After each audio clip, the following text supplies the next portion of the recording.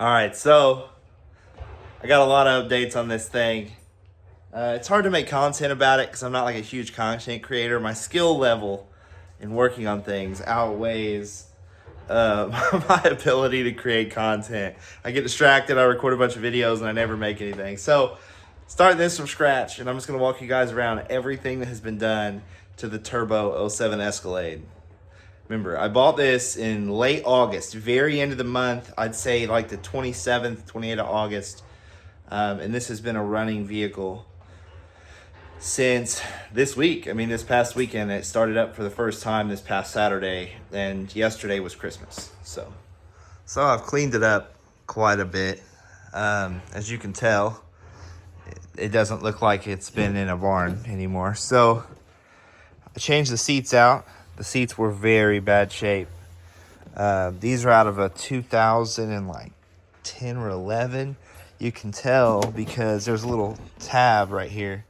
It says airbag, and the '07 doesn't have that. But it does have airbags. This doesn't say that right there. So got the seats swapped out from this side and that side. I replaced the wiring harness in this door. These switches are not waterproof. So if you have a GMT 900, so a 2007 to 2013 and a half GM truck, do not drive with your window down and it's raining, or cracked even, because even if you're not using this and water gets in it, and they are not watertight, when you see it, it is horrible how horribly sealed these are. As soon as water gets in it, it fries the whole thing. And there's specific part numbers to every vehicle. It took me 5 switches to get one that could actually work my windows. So that being said, actually, hang on, I'll show you. So there is the plug. I'll show you where that's at. Inside this door. I have like 6 of these bezels, so not really worried about breaking it too much. But it's this main one down here. And as you can see, I got a brand new harness for this vehicle from General Motors directly. Actually, it wasn't as expensive as I thought it was going to be. But what happens is that's like the main power that comes into this. And then when the water gets in it, it fries this thing. And if you look in here, you'll see it says left door, 25 amp up here at the top. There's no fuse in there. It's this plug right here. And it literally just has a breaker in it. Like, it has a self-resetting breaker. So when you fix the fuse fault, there's a breaker inside of this fuse box that automatically resets. It's almost like they knew it was going to be frying wiring harnesses and door switches. It's almost like they knew. But, so we got that done. And then steering wheel here, it had a very bad shaped steering wheel in it. It's actually sitting right here on the ground with my garbage. As you can see, it's in bad shape. But it was a heated steering wheel from the factory. And one of my buddies owns a junkyard, and he actually had this steering wheel sitting there without an airbag. This is actually out of a Denali. Sorry, there's a bug on my hand. So, it is a heated steering wheel. You got the button right there. And everything in this thing works now. Except for that window. That window does not move. These ones do, though. Very shockingly. Because they were not working when I put this switch in. They just randomly decided to start working one day. But I didn't know you could do this. See the screen moving?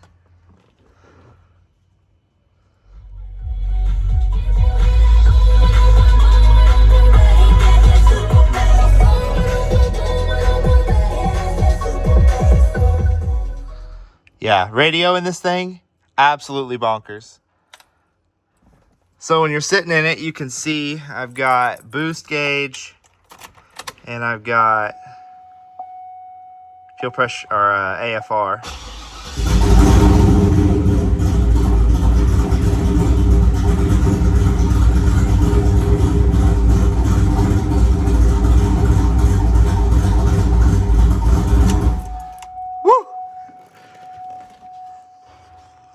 give y'all a little taste. So now that we're done with the inside, let's go over the front here. So the wiring harness used to bolt right here. And this is a little cheap Amazon catch can, and it comes with this little like piece of metal, and it has like a 90-degree bend that's in the way no matter what you do. So I snapped that 90-degree bend off and then just put that bolt back in there where the wiring went and tightened that bad boy down, and it's sturdy. But it's nice that it's right here because I can just check my catch can.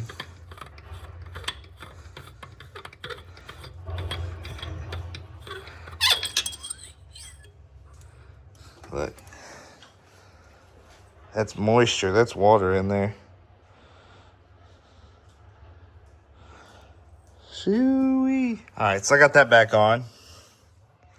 And you can see the bolt now that I got the flash on.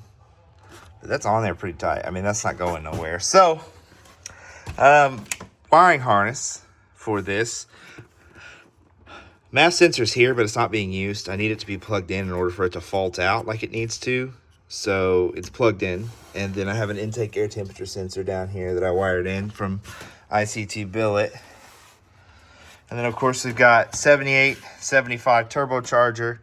I'm definitely going to get different wastegates and blow-off valves because everything that I have put on this vehicle that is on 3, I'm just sorry on 3 that I have to do this to you, has been, the turbo kit itself, mint. I have no complaints. Other than the flange warps pretty easily. Other than that, no complaints. But I'm afraid that this is going to go bad on me or this is going to go bad on me. Just like the fuel pressure regulator. You see me just run it. It's already down to 20 PSI because it doesn't hold pressure anymore. So, let me think and I'll get right back. So this is a coolant expansion tank out of a GMT 800. The factory one used to sit like right here. And it is right here. And it is fucking huge. And as you can see, there's going to be a little bit of a size issue. So, can't run that. And even this one's like substantially shorter and it still wouldn't have worked. So, I put a little metal bracket right here. And then I drilled a couple of holes in the tank and zip tied it down so it don't go nowhere. But you can't really tell. I'm not pulling the headlight to show you. But that's how it's held in there. And then there's a zip tie right down there that holds it. Race car stuff. Zip ties make it faster. They're lighter than bolts. So, it is studded.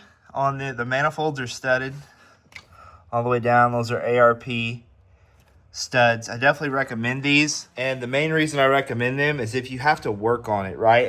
I don't know if you've ever had to change an exhaust manifold gasket, but getting it like lined up and like putting one of the bolts in and then like making sure the gasket don't fall, and then like it's kind of a pain in the ass, right? To get the gasket and the manifold and everything where it needs to be without scratching up and damaging the gasket itself. Well, with the studs, since there's always a stud sticking out, you can literally just slide the gasket on the studs and then slide the manifold on and then put your nuts on, and it just stays.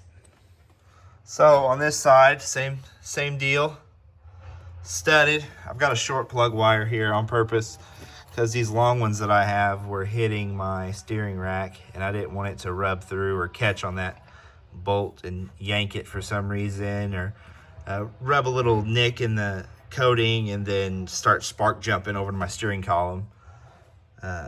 Just don't want any misfires, and that's perfectly fine. So we've got front and rear air conditioning in this thing still. Hang on, let me adjust these hoses real quick. So I was able to retain my front and rear air conditioning. You can see I had a coolant puddle here from when I was burping the coolant. You can see it down there. Hit the bumper, yeah. But only thing I did to my heater hoses was I ran them down over the top of this AC line instead of through here where they used to run. I cut them and I put adapters in there so that I can extend them. And then I got a brand new hose kit for this line because it's like a T. It like Y's off. It's got this front one comes over and then it Y's off. and it's got this big one, and then it's got a heater hose, right? So I got a brand new one of those because working with the old one was a huge pain in the ass, and it just worked out better that way. And then I used the old hose and cut it and used the length of hose to connect the rear one right there. So I only had to buy one part, which was this heater hose, which was like, I don't know, like 30, 40 bucks. So pretty easy. I don't know if I touched on this or not. So factory map sensor, which was this style. So they use this style of map sensor from like 2006 to 2009, and it like slid down in here, and no big deal other than it has like a clip that goes over the top of it to hold it down, and I lost that clip. And two, this style of map sensor with these two little wings on each side, there's not very many good 3-bar map sensor options. And I hate to say this, but GM makes some of the best map sensors on the planet. So, factory map sensors, that is. But this is an LS9 map sensor from Mexico. And then I got this little adapter piece here. This dude 3D printed this, and it's threaded. So the factory one had, yet again, a clip style, but it's threaded right here to hold this map sensor in. And then it's bolted to the intake manifold here. And it's just this piece, he 3D printed this part right here, put an O-ring on it, and it's in the bottom of this, stuck in the manifold, and then this slides into that. And then I've got a little adapter harness here from Michigan Motorsports. I don't like a lot of their stuff, but little wiring stuff like that makes your life a little better, I have no problem ordering that stuff from them. Or like timing covers, like factory timing covers, really can't fuck that up. So yep, so I've got my wideband sensor in there, got my O2 sensors, and I was able to remove because the wideband harness and the MAF harness used to like run over the top here and then run down the fender liner and then like plug in down there. Well, I was able to, without cutting any wires, take that harness back out of there from down underneath, run it back up the firewall, and then I've just, you can see it's right here. Everything is all right there. And then I've been able to tie in and plug in the map harness, or the O2 harness, to its original plug without doing anything. And yes, I know this AN fitting is so destroyed, but I refuse to remake it because this thing leaked. This was the only fuel leak that I had. And dude, it leaked. It leaked so bad. I thought I fixed it, and it leaked again, and then I thought I fixed it again, and it leaked even worse. And then I took it all the way, like, completely apart and cleaned all the little metal shavings. Because there was, like, little metal shavings from where they met each other, and they, like, kind of scrape each other to make a good seal. The metal shavings were preventing it from sealing all the way. So I wiped those out, tightened it back down. It hasn't leaked since. So it's got a the downpipe is a 3-inch right here, and it steps up slowly to a 3.5-inch down there at the bottom. And it's just dumped right now. I have to get a job and start making some money again before I keep putting money into this thing. But it's just a 3.5-inch straight pipe right now. That's why it sounded so crazy when I started it. But if you see this wiring here, this runs down here, runs around the front here, and then runs down the side, runs along the frame rail, and then over the heat shielding underneath, and then runs into the fuel pump. And this is actually my fuel pump wiring. So my fuel pumps are hardwired. The original wiring literally only triggers the relay that runs this new circuit. And I have dual 450 pumps in there. Underneath, we've got a TKR Racing Level 4 max effort build 6L80 with a 32 to 3500 stall triple disc converter, and you really can't see that transmission at all, but it's definitely under there and brand new. So this originally was an all-wheel drive vehicle, and people say that the all-wheel drive transfer case can hold some power, but this thing can make well over 1,000 horse with the build that it has. And I knew it was only a matter of time before I exploded it. So I did what I wanted to do anyway. I put an NP261 HD. That's the part number. It's like new process 261 HD transfer case in it, and it has to be the HD, not the LD. The LD is for, it's a light duty transfer case, and it's for the 4L60. It's a manually shifted light duty transfer case. The HD is a 3/4 ton heavy duty manually shifted transfer case. The factory transfer case in this had absolutely no wiring in it, so I can take it out, put a different transfer case on, and I have to do no tuning. It has no idea that the transfer case is not original. I can literally unplug all the wheel speed sensors or disable the StabiliTrak and just do crazy fat burnouts in this thing, and it will never stop me. Which gets me to my next problem. Factory 10-bolt rear end. So, let's take a walk out here. By the way, this is a 03 Denali XL. I bought this thing on Facebook Marketplace, and it is an ugly duckling if you look at it, but it's my favorite vehicle that we've got right now. The interior on this thing, mint. It's got a PS2 in the ceiling. That's a PlayStation 2 unit in the ceiling right here. I'll show you. I got kids, so it comes in handy, but look. Bam! Still got the plastic on it too. That's like a relic, but super cool. It even says PlayStation 2 on the screen. Right here, it says PlayStation 2. Pretty cool. I paid $650 for this thing off Marketplace. I couldn't get there fast enough. It was a run and drive, but it would die driving down the road. And it needed a $150 throttle body. Put a new throttle body on it. Fixed a couple small things, odds and ends. Exhaust manifold leaks, new windshield because the windshield was cracked. Solid daily driver, 6-liter 4L65 trans, solid daily. Even if the trans goes out, I'll rebuild it. I'll keep this thing forever. But in the bed of my Super Duty here, my Duder Soupy, is a 14-bolt rear end. And I can't really show you because I'm short. I'm not short, I'm 6'2", but it's this tall ass truck. But this is a GM 14-bolt, and this is a direct bolt-in rear end to that Escalade over there. And super lucky. They're very rare, but they had 2-wheel drive versions of that Escalade. And the 2-wheel drive versions of the Escalade had a 14-bolt rear end in it. It's a direct bolt-in. It has the 6... I'm winded here. I got to learn to breathe when I'm talking. So, it's got the 6-bolt axles in it. So, factory brakes work on it. Everything literally just swaps on. I can literally put this rear end in it. It's the exact same gear ratio as the 10-bolt, everything. But it's a 14-bolt, so it's stronger. So I live next to a field here, and the farmer has gone through here with an excavator and ripped every single tree down along this way here. And I'm kind of sad about it because I really liked the privacy. Because people would drive up the road and they couldn't see my house because there'd be trees until about right here. They would come, you can see where the road pops out. You couldn't really see my house till right here. But now as they're coming down the road, they're going to be able to see right into my property. So love that. But I've got the 14-bolt going in there. Another thing I fixed. This did not work.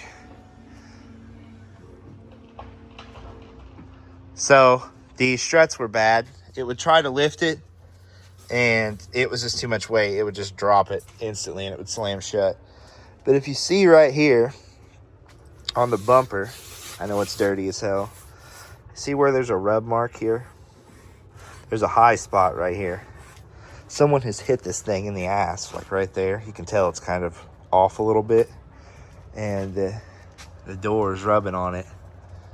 But this thing's got third row in it. But I got that working again. I'll pop that bumper cover off, see what's going on under there.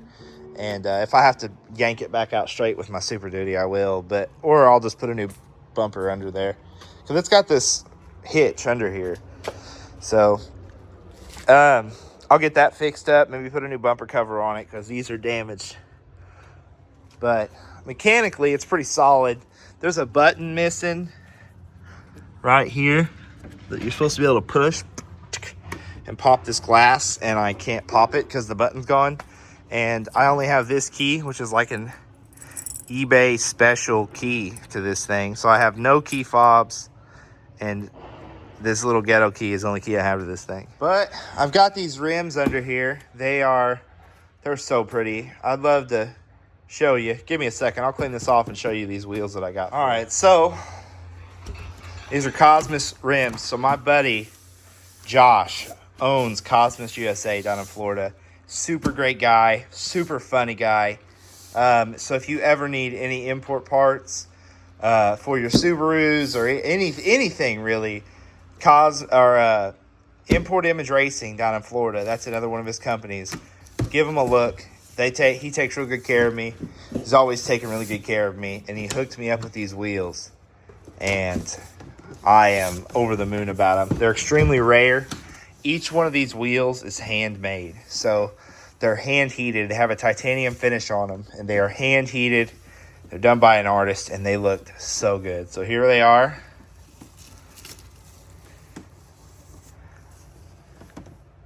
These are 22 inches by 10. So they're 10 inches wide, 22 inches across, and they're the factory bolt pattern, of course.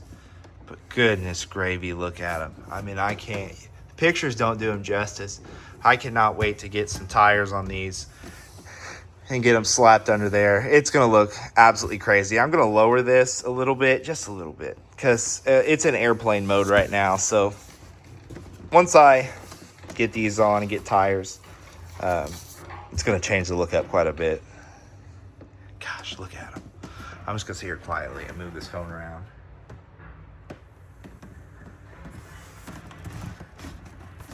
They're huge too. But I'm so lucky. There's only like one or two other sets of these in America, so he takes real good care of me. I told him what I was building, and he said, "Brother, I've got something special for you." And he told me about the colors that he has, because you know, he has stuff that's not even on his website, and stuff that he can get you, you know, that isn't on his website if you just talk to him. So check it out.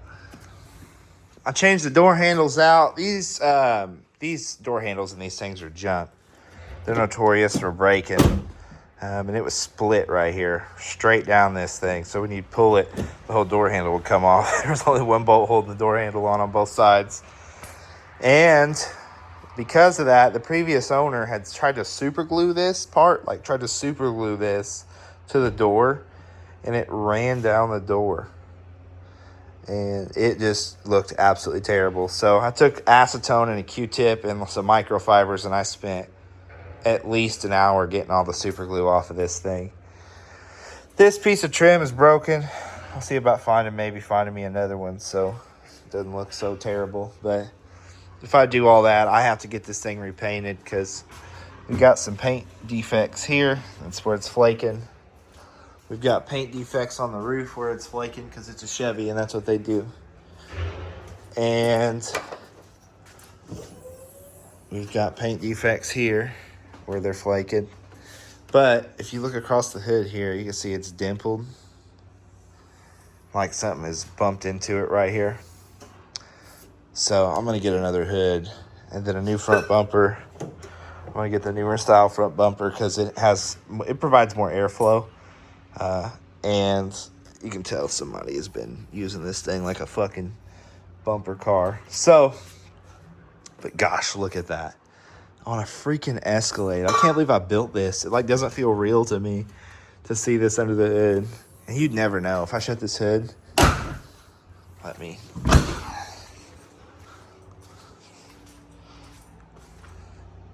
It's like regular ass traffic. I mean, the only giveaway that something is up, as you can see the pillar, the A-pillar pods right there. But if you saw this thing out in traffic, you'd be like, man, that thing's a jalopy. But look at it. Got the laptop chilling in there. Gosh, what a unit. I cleaned the interior up. I need to find this piece. This runs all the way down, along the back down here. It's broken. I need to find that one. I don't know what it's called. So I'll have to figure that out. But get this closed up. I finally broke down and got HP tuners. I got the newest one. Feels weird. Feel more adult having this.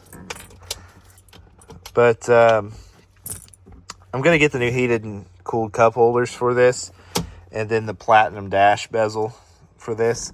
It is actually a platinum. So I know it's crazy because it has wood grain, right? So when you connect it to HP tuners, it says 2007 Escalade Platinum. So definitely is a platinum. It has every option that you could think of. But since it's such an early 07, like this is one of the earliest 07s, they did not have standard, the air conditioning cup holders that became standard in the later platinum. Even in 07, they had heated and cooled cup holders. So in the back here, we got heated and cooled cup holders in the back. We've got DVD player here, DVD player here, DVD player there for the kids. Heated and air conditioned rear seats. Pretty cool stuff. Dude, my parents' car, when I was a kid, we were so broke. They didn't have air conditioning in the car, let alone rear air conditioning and rear air conditioned seats. It feels pretty crazy. But this is my creation. I plan to make some more content on it. It's just hard, you know. I don't know what people want. You know, I don't know what people want to see, what they want to learn, things that interest them. But I built this whole thing, front to back. I built this whole thing. So you never know. It's a wolf in sheep's clothing. That's for dang sure. So if you have any questions, leave a comment down below. Please subscribe. I greatly appreciate it. As you guys can see in some of my older videos, it's kind of all over the place. I deleted some of my older content, but ILS swapped a Hyundai Genesis Coupe. That was actually my wife's car. It's still my wife's car, technically. But she doesn't drive it, and I don't even drive it. It hasn't been driven since 2023. Nothing really wrong with it. It's just, we've got this, we've got that, we've got my truck, we've got the Highlander, and then I've got this parts car sitting out here, and this other bay is like full of my shit whenever I work on cars. So really don't have nowhere to put it. So we stored it at my wife's grandmother's house, and very grateful that she lets us put it there. She's got a pretty substantial garage, so she lets us store it there, and it's just like up the road up here. So it's safe, it's close, it's accessible. It's not like I'm driving 30 minutes or an hour to go get it, but it's there and it's safe, and it can't break if I don't drive it. So, but yep, I'll let you guys get another look at it. Just regular ass traffic. I can't wait to go get Starbucks and head to Target in this bad boy and flex on all the moms. Side note, some birds got in my fucking attic. And there used to be a place right here. You can see the outline of it on my wall here. There was like a shelf. We have these birds that would come back every winter and nest right there. Well, we got rid of their nest. So they tore a hole in this to get into the attic. And then I found them in here. This door was standing wide open. So there was no fucking reason that they could have just flown out. But they were too stupid. So they instead tried to dig out of my garage and completely destroyed the insulation on the bottom section of my door on both sides, trying to dig out of my door like a bunch of idiots. And they started on that one when I came out and found them. So, gotta love nature. Thanks for watching. Peace.